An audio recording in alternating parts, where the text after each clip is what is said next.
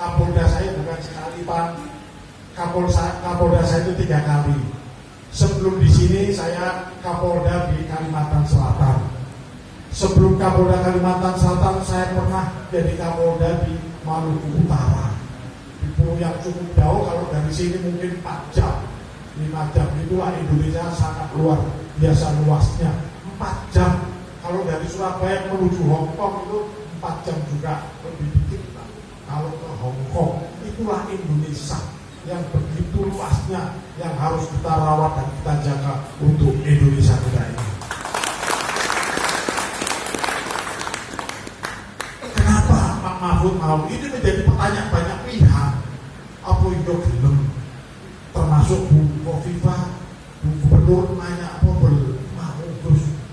Karena lettering saya dalam mitra kerja saya selalu dengan Pak Gubernur, Pak Kajati, Pangdam, bukan dengan wali kota bupati. Bukan. Saya bersyukur saya lahir dan besar dari Surabaya, kemudian saya melalang buana kemana-mana dinas, kebanyakan saya di Sumatera, terus kemudian di Kalimantan Selatan dan juga beberapa daerah yang lain. Kebetulan alhamdulillah saya di masa akhir tugas saya sampai pensiun, saya ditunjuk oleh pimpinan saya jadi Kapolda Jawa Timur tadi. Alhamdulillah. Jadi saya sangat tahu betul Surabaya. Walaupun tanggung jawab saya bukan semata-mata di Surabaya. Saya bukan Kapolda Jawa Surabaya. Saya bukan Kapolrestabes, saya bukan Kapolsek, tetapi saya Kapolda Jawa Timur, juga harus bertanggung jawab Banyuwangi, Lumajang, Jember, Madura, semua dari ujung Sumeneb sampai itu tanggung jawab pengamanan pada saya selaku Kapolda Jawa Timur. Tapi Surabaya tempat kelahiran saya tadi bilang SD-nya di Ketintang, SMP-nya Negeri 1 Pacar dekat SMA Kompleks. Terus kemudian SMA 3-nya di Panjang Jiwo SMA 16 yang dulunya pertamanya adalah SNPB, kemudian berubah kembali menjadi SMA 16. SMA 3 sebetulnya ada di Tirtengkali, awalnya di Jawa, tempat kantor dinas pendidikan provinsi, terus kemudian pindah ke Panjang Jiwo jadi SNPB. Saya angkatan yang pertama, lulus tahun 80. Jadi saya sangat tahu Surabaya.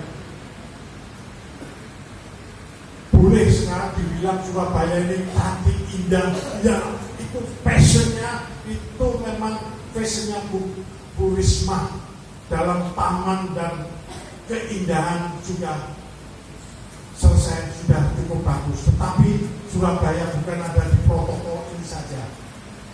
Surabaya ini sangat luas, Pakal, Kenjeran, dari ujung ke ujung ada 31 kecamatan. Ada 154 kelurahan, sangat besar. Saya kemarin diajak Pak Mahfud pertama di daerah Kali Bokor, masih di kota Surabaya, nggak jauh dari pusat kota, masih banyak warganya yang tidak punya toilet, tidak punya WC, sangat kecil-kecil. Menurut saya dari aspek kesehatan tidak memenuhi persyaratan. Sedih saya, tapi dibilang Surabaya hebat tidak. Kita pernah ditontonkan suatu kejadian yang dilihat oleh mata dunia, peristiwa atau suatu momen internasional. Pak Jokowi naik motor dalam rangka pembukaan Asian Games, betul nggak? Itu ditonton mata dunia, terutama orang-orang Asia, semua ada di sana. Beberapa negara Asia dari Iran, Mesir, mana-mana ada di sana. Asia. Pembukaannya Pak Jokowi untuk gegap-gempitanya luar biasa. Semua dianggap baik. Makanya sekarang ini kita dihadiahi dari peristiwa itu, kita dihadiahi menjadi tuan rumah U20 Piala Dunia. Dari situ berangkatnya. Tetapi penutupannya harusnya dibilang kota Surabaya kota nomor 2 setelah Jakarta. Pembukaan di Jakarta harusnya di mana? Apa di Surabaya, Bu? penutupannya?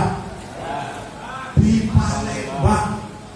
Habis Surabaya, habis Jakarta oleh Pak Jokowi, kemudian ada atraksi yang luar biasa dengan kembang apinya yang luar biasa, bukan di Surabaya tetapi di Palembang. Betul nggak? Sebelumnya juga sama, pada saat itu saya termasuk ikut mengamankan adalah kegiatan SEA Games. SEA Games itu diselenggarakan sama, pembukaan di Jakarta, penutupannya di Palembang. Kenapa? Surabaya di mana? Surabaya ngapain? Dan tidak ada satupun cabang olahraga dipertandingkan di Surabaya yang dibilang kota nomor 2 di Indonesia. Ya ada. Lomba atlet deh, lari-lari. Atlet itu di lapangan sampelnya itu, tetapi standar internasionalnya kita belum ketemu. Kalau kita ke gedung olahraga Bung Tomo, naik bis besar nggak bisa, betul ya? Nggak bisa. Mau gimana kita? Sport center nggak ada, lingkungannya kanan kiri itu sudah masih berbentuk tambak-tambak. Saya kemarin nonton itu, orang berjubel masih antri menuju lapangan, begitu saya pikir masih belum dimulai ataupun belum banyak orang karena masih antri-antri untuk masuk ke Gelora Bung Tomo itu. Ternyata begitu saya masuk sudah penuh orang juga di situ. Luar biasa pemikiran Bung Karno. Zaman susah makan tahun 60-an bisa membangun Gelora Bung Karno yang luar biasa sampai sekarang ini. Luar biasa, obat yang luar biasa, in-out-nya 4 masuk, keluar 4. Kalau di Gelora Bung Tomo 1 masuk, ya itu keluarnya ya di situ. Kalau pertandingan dengan taraf internasional, kasihan polisinya. Boleh main itu jam 6:30, habis maghrib lampu terang. Tetapi polisi harus menjaga keamanan. Di situ jam 3 sore sudah siap-siap, sudah apel, sudah atur jalan, jam 3 sore sudah berdiri di tengah jalan. Dan kubarnya kalau itu event besar bisa jam 1 malam. Itu ada. Sungguh sedih buat saya. Makanya itulah banyak dorongan para pihak untuk saya waktu jadi Kapolda pun Pak Dekarwo untuk tolong saya di hadapan Pak Halim, di hadapan Pangdam dan lain-lain. Pak Mahfud kita siapkan dari luar kota. Pangdam, saya bilang selalu tolak. Tidak Pak, boten. Saya cukup alhamdulillah juga. Saya nggak mau jadi wali kota.